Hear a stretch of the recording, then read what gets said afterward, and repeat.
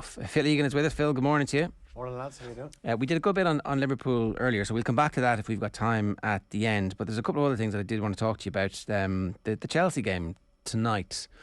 Tuchel said he wasn't going to make a drama after the game at the weekend, and I didn't watch the full game, but looking at the highlights, it definitely looked like it was one of those games where one team scores with almost every chance they have, and the other one has a bucket-load of chances. It doesn't play particularly badly, but this stuff happens in football against a reasonable side like Brentford. Am I not reading enough into it? Am I giving them too much of a free pass? Is this the start of an actual crisis?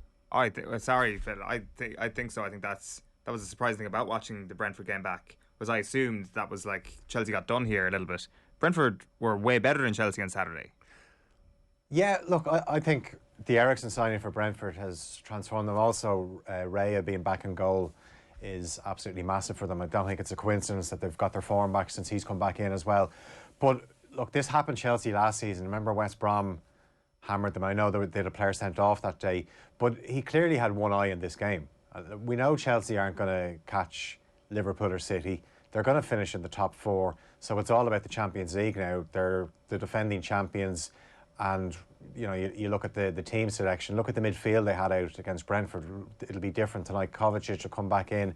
Reece James will be back in. And look, I'm not saying that they beat Real Madrid tonight, because I think this is quite a tough tie to pick. I think it would be a blow for Real if Ancelotti isn't in the dugout tonight. We don't know as of Just now. Explain. So Ancelotti at the weekend had COVID. Is that what it is? And who was in the dugout instead?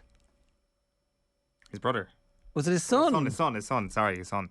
Can you just Ancelotti do that? Jr. Yeah, can you just do that? Sorry. Why not? What? This isn't the Mafia. It's not Tony Soprano. Sending AJ down to pick the team. It's like, what? I was like, hang on a second.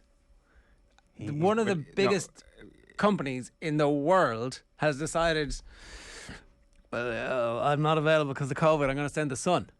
Yeah, he's well qualified now. Yeah. So he's on the staff. Yeah, I mean, at the same time, is he on the staff? Was he on the staff before Carlo got there, or? Well, Carlo obviously trusts him. He had him at Napoli as well, so great. He's giving his son a job wherever he goes. That's great. Look, even if he's not there tonight, obviously that team can run itself. But sometimes you just want your manager in the dugout. But I said I wouldn't read too much into the Chelsea result. Now, saying that, come 10 o'clock tonight, if Chelsea are beaten by Real Madrid, then people start talking about the Brentford result more. But if Chelsea turn up and do what they did in the Champions League last season, where they're so hard to beat, and they eke out a one-goal win, and they have that to take to Madrid next week, then the Brentford game is forgotten about. The thing we forget about with David Ancelotti is that he scored exceptionally high in his pro licence courses. Excellent. The Athletic said he got 137 out of 140 in his UEFA B examination and 13 out of 15 for his UEFA A licence. So they are top-notch marks. Well done. Yeah, good. Fair enough. I mean, yeah, I look at loads of the best coaches in the world happen to be the sons of previous coaches, and obviously he's grown up in the football industry. But it's interesting that, at the peak end of the season, unfortunately, the Spanish league has not really put it up to Real Madrid. So at the weekend, probably didn't matter that much. But this is a big game. It's a big game to just be like, yeah, my boy. Well, and that could play into Chelsea's hands as well. The fact that Real Madrid are coasting in La Liga. You kind of think the way Barca are playing at the moment, if there was a tight race, if there was another 5 games added on to what's left, then Barca are they're like a train at the moment. But they've obviously left it too late. But it makes things interesting for next season. But yeah, no, I going back to your original point though, I wouldn't read as much into that Chelsea defeat as it's not a crisis. I think Chelsea, one thing we've seen under Tuchel is they're so hard to beat in these cup knockout games. I know it's over 2 legs, but the fact that they are the reigning European champions, I think that there's a reason, and Tuchel has usually got his tactics spot on. So I think it's definitely a tough one to call though. Late stage N'Golo Kante is the best player in the world for the month of April and May.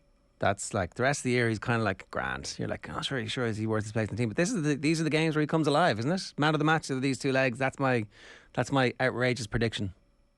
Not so outrageous, I'd say. I'd say it's probably a good idea that something like that could happen.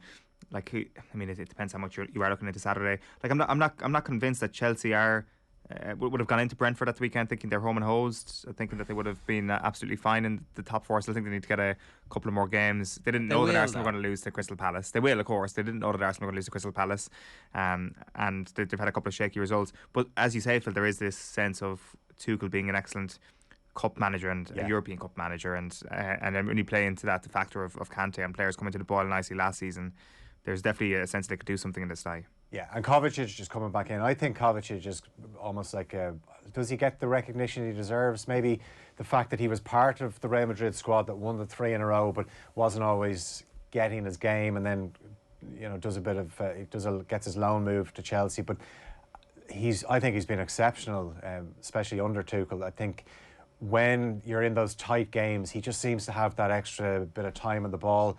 He can come up with a goal. His distribution is excellent. He has that ability to switch a ball as well. Jorginho will probably come back in tonight as well. We know things run through him as well.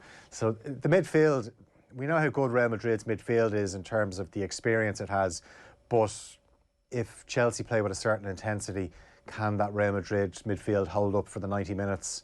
I'm not so sure. But when you've got Benzema in your team, you always have a chance. It'll be interesting to see what he does with Benzema. Obviously, we know Vinicius Junior is going to start. So will Asensio start? That's one of the other. Real Madrid obviously won at the weekend. Vasquez played at right back. Carvajal will be thinking, thank God we're not playing Mbappe again, because that was a very uncomfortable couple of games for him against PSG. Carlo Ancelotti stuck the thing up his nose, swiddled it around, and only one line on his COVID test, so he is clear.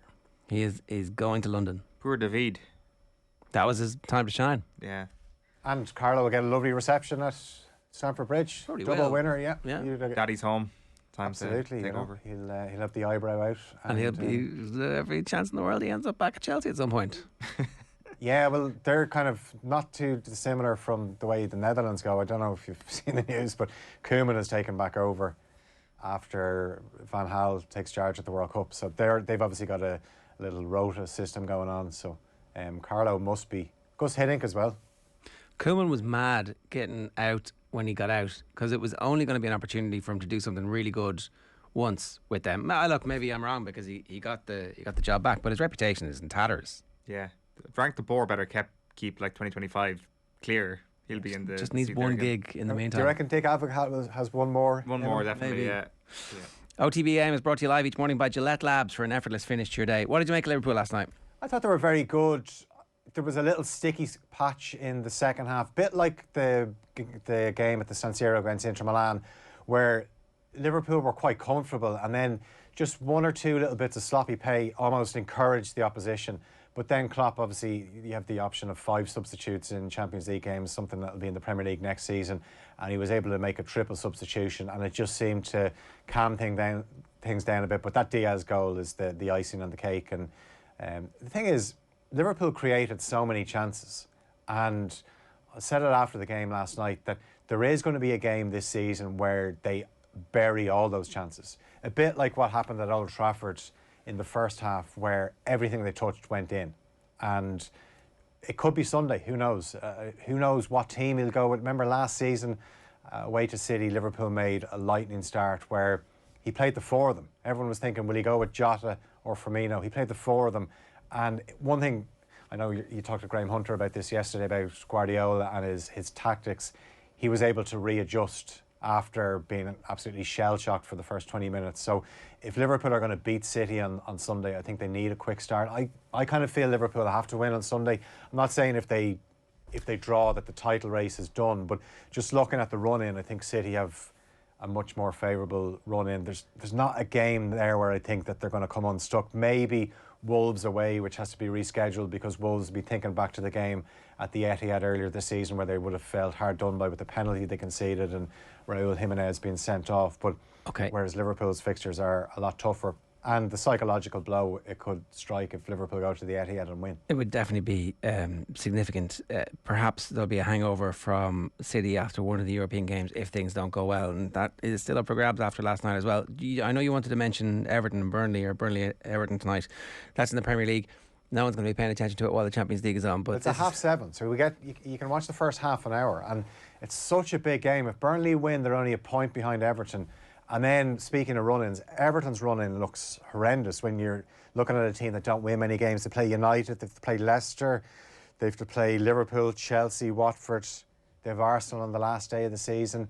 And also, we've talked about this before, they don't have those kind of players that are used to a relegation scrap. So also this weekend, if Burnley win tonight, they're away to Norwich on Sunday, thinking that's a nice chance to get another 3 points on the board. Everton have United on Saturday at Goodison. I did think if Everton are going to get out of trouble, it's going to be their home form that keeps them up. And we kind of saw that with the Newcastle game where they managed to just grind it out. But yeah, it's definitely a sticky moment for Everton and Luckily, Frank Lampard. Everton have Donny van de Beek and Dele Alli to look forward to as the cavalry as they charge into... Oh, wait. It's going to be a disaster, isn't it? This is not going to work. Michael Keane is suspended tonight as well. Feel good stuff. Thanks a million for that. Cheers, lads.